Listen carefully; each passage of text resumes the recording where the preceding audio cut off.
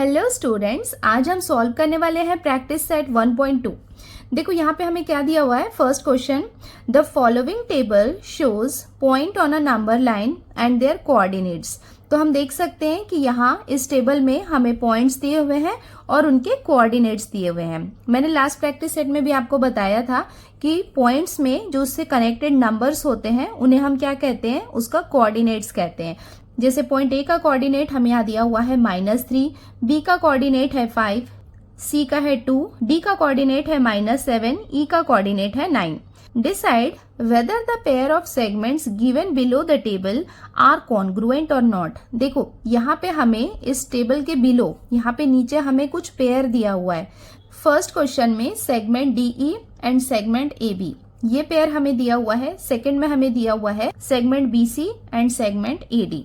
Third question में segment BE and segment AD. तो ये पेयर हमें दिया हुआ है। हमें क्या बताना है, हमें ये पॉइंट और ये कोऑर्डिनेट्स को देख के ये डिसाइड करना है कि ये पेयर्स कॉन्ग्रुएंट हैं कि नहीं। कॉन्ग्रुएंट का मतलब ये है कि ये दोनों सेगमेंट इक्वल है या नहीं। इक्वल का मतलब उनकी इक्वल लेंथ है या नहीं। चलो स्टार्ट करते हैं इसको सॉल्व करना। अब स्टार्ट करते हैं इसको सॉल्व करना। तो हमारा क्वेश्चन ये है कि ये दोनों कॉन्ग्रुएंट हैं कि नहीं। कॉन्ग्रुएंट का मतलब है कि सेगमेंट डीई की लेंथ सेगमेंट एबी के लेंथ के इक्वल है या नहीं। देखो ये दोनों इक्वल है या नहीं, इसके लिए हमें क्या करना होगा, ये दोनों की लेंथ निकालनी होगी। तो सबसे पहले हम सेगमेंट डीई का लेंथ निकालेंगे, उसके बाद सेगमेंट एबी का लेंथ निकालेंगे, फिर वो दोनों को हम कंपेयर करेंगे कि वो आपस में कॉन्ग्रुएंट है या नहीं। इसकी लेंथ हम कैसे निकाल सकते हैं, ये हमने ऑलरेडी प्रैक्टिस सेट 1.1 में सॉल्व किया है कि उनका डिस्टेंस कैसे निकालना है। जैसे डिस्टेंस निकालते हैं वैसे ही लेंथ निकलेगी, क्योंकि हमें यहाँ पे उसके कोऑर्डिनेट दिया हुआ है, तो कोऑर्डिनेट के थ्रू हम उसकी लेंथ निकाल सकते हैं। तो सबसे पहले हम लिख लेते हैं coordinate of the point D is, देखो डी का कोऑर्डिनेट हमें कितना दिया हुआ है, -7। सो यहाँ पे हम लिखेंगे -7। नेक्स्ट में हम ई का कोऑर्डिनेट लिखेंगे। Coordinate of the point E is, देखो ई का कोऑर्डिनेट हमें कितना दिया हुआ है, 9। सो यहाँ पे हम लिख लेते हैं 9।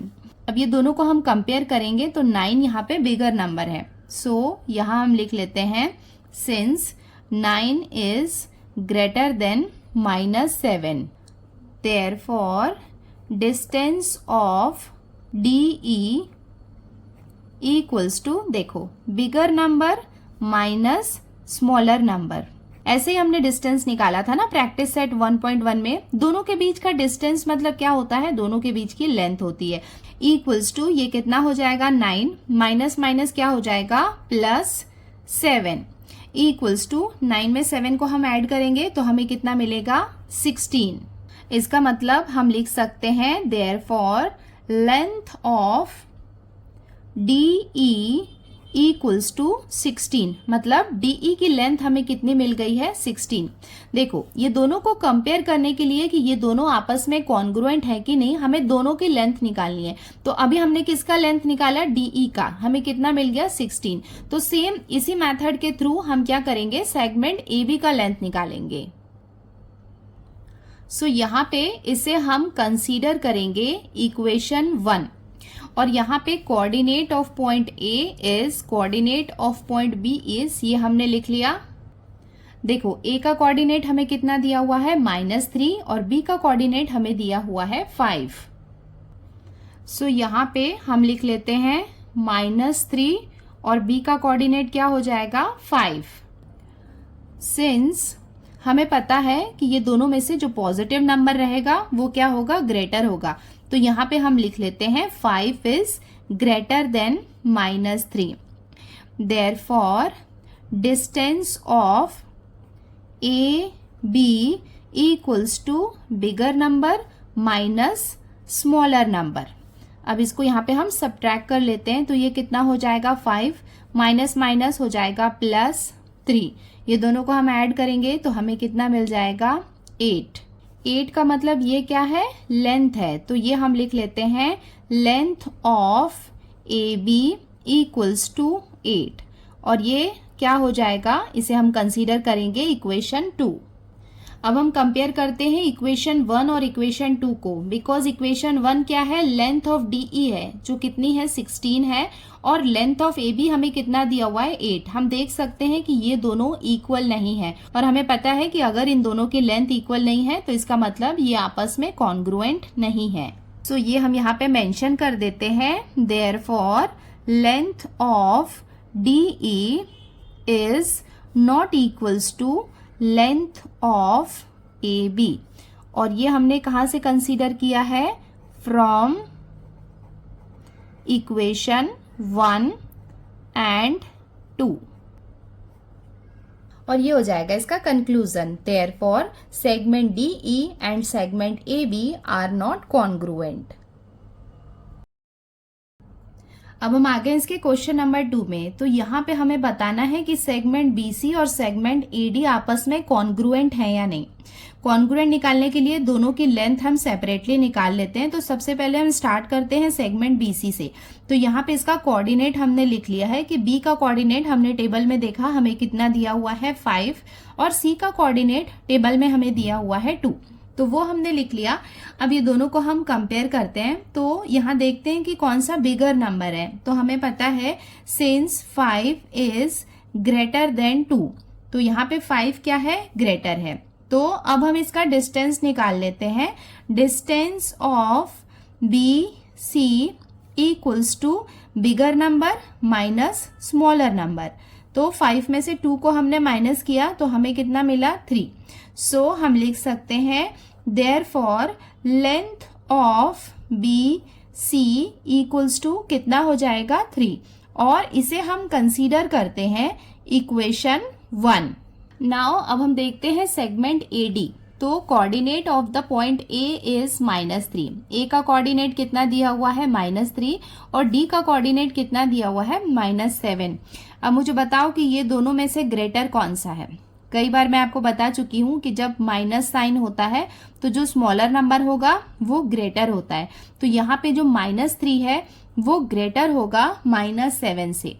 तो अब हम इसका डिस्टेंस निकाल लेते हैं। तो ये हम लिख लेते हैं distance of A D equals to bigger number minus smaller number equals to, ये हो जाएगा -3 माइनस माइनस क्या हो जाएगा यहाँ पे +7 इक्वल्स टू माइनस प्लस हो जाएगा -7 में से 3 को माइनस किया तो हमें मिलेगा 4, और साइन यहाँ पे रहेगा बिगर नंबर का। इट मीन्स लेंथ ऑफ, हम यहाँ पे लिख लेते हैं therefore length of A D equals to, हमें क्या मिल गया 4, और इसे हम कंसीडर करते हैं इक्वेशन 2। नाउ अब हम कंपेयर करते हैं। देखो इक्वेशन 1 में बीसी की लेंथ हमें कितनी दी हुई है 3, और इक्वेशन 2 में एडी की लेंथ हमें कितनी दी हुई है 4। तो यहाँ पे हम देख सकते हैं कि ये दोनों एक दूसरे के इक्वल नहीं है, मतलब दोनों की लेंथ इक्वल नहीं है, और हमें पता है कि अगर लेंथ इक्वल नहीं है इसका मतलब वो आपस में कॉन्ग्रुएंट नहीं है। सो हम इसे लिख सकते हैं therefore length of B C is not equal to length of AD। तो ये हमने कहाँ से लिया है, फ्रॉम इक्वेशन 1 एंड 2। और ये हो जाएगा इसका final answer, therefore segment BC and segment AD are not congruent. अब हम आते हैं इसके क्वेश्चन नंबर 3 में। देखो यहाँ पे हमें क्या दिया हुआ है, segment BE and segment AD। तो चलो सबसे पहले हम सेगमेंट BE को लेते हैं, तो उसके कोऑर्डिनेट्स हम लिख लेते हैं। Coordinate of the point B is, B का कोऑर्डिनेट कितना है 5, सो यहाँ पे हम लिख लेते हैं 5।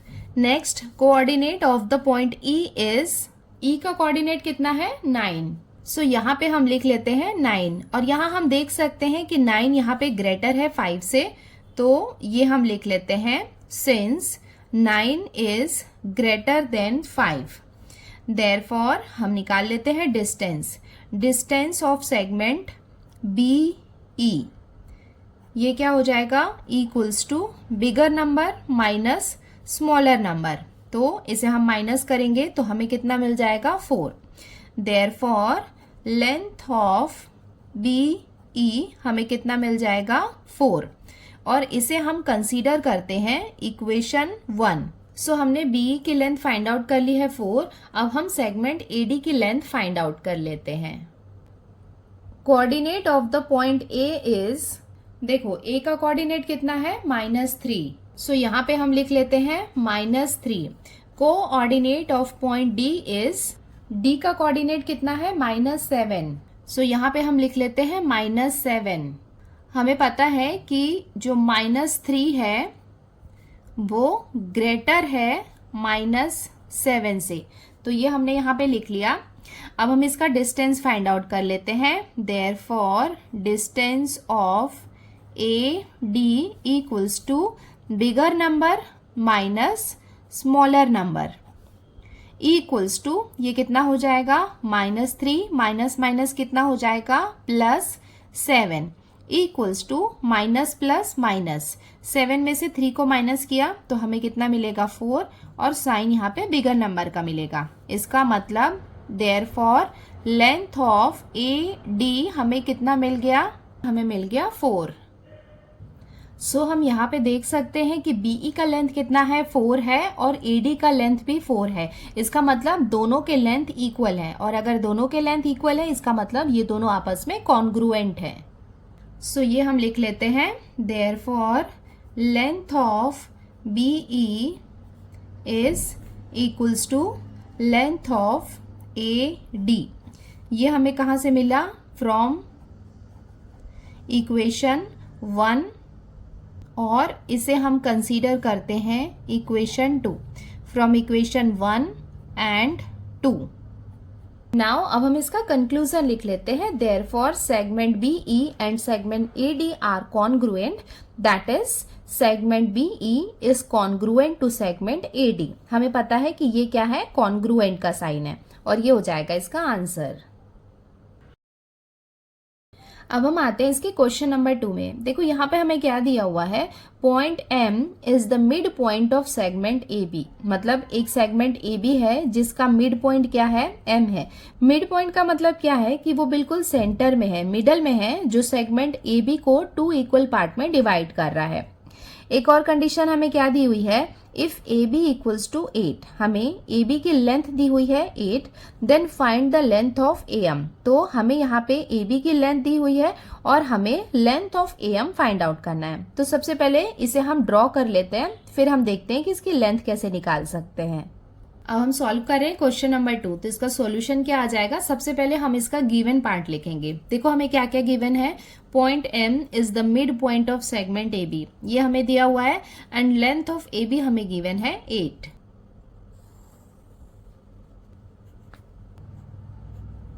अब यहाँ पे हम ये डिस्टेंस ले रहे हैं 8, ठीक है। मतलब आप मेजरमेंट नहीं भी लेंगे तब भी कोई प्रॉब्लम नहीं है, बट एग्जैक्टली हमें मिड पॉइंट मिल जाएगा। 2 से स्टार्ट किया, 10 तक लिया, इसका मतलब यहाँ पे 8 हो गया इसका डिफरेंस। और देखो यहाँ पे ये 1 2 3 4 यहाँ पे आ रहा है, मतलब ये वाला क्या होगा, इसका मिड पॉइंट होगा।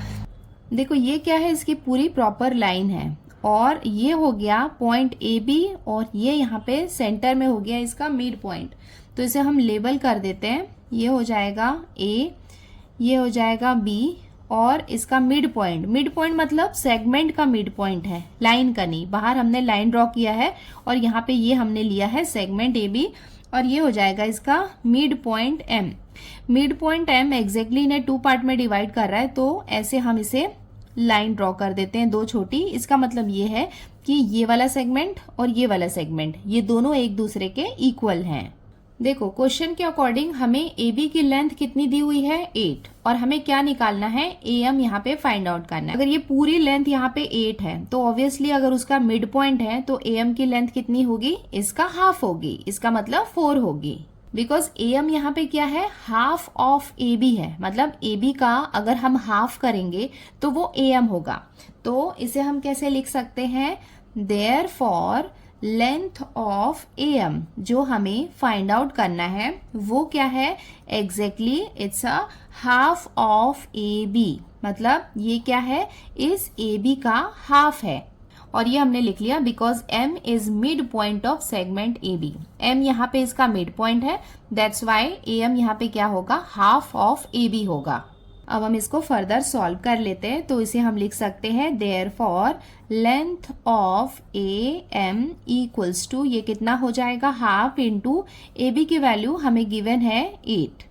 ना इसको हम रिड्यूस कर लेते हैं, तो ये कितना हो जाएगा 2 1 जा और ये हो जाएगा 2 4 जा।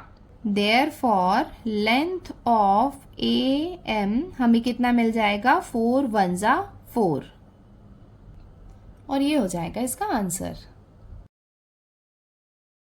अब हम आते हैं इसके क्वेश्चन नंबर 3 में। देखो यहाँ पे हमें क्या दिया हुआ है, point P is the mid point of segment CD। तो अब हमारे पास है सेगमेंट CD जिसका मिड पॉइंट है point P। If CP equals to 2.5, तो CP की लेंथ हमें कितनी दी हुई है 2.5। Then find length of CD, तो हमें क्या करना है, CD की लेंथ फाइंड आउट करनी है। अब हम आते हैं इसके क्वेश्चन नंबर 3 में। देखो यहाँ पे हमें क्या गिवन है, point P is mid point of segment CD and length of CP हमें गिवन है 2.5।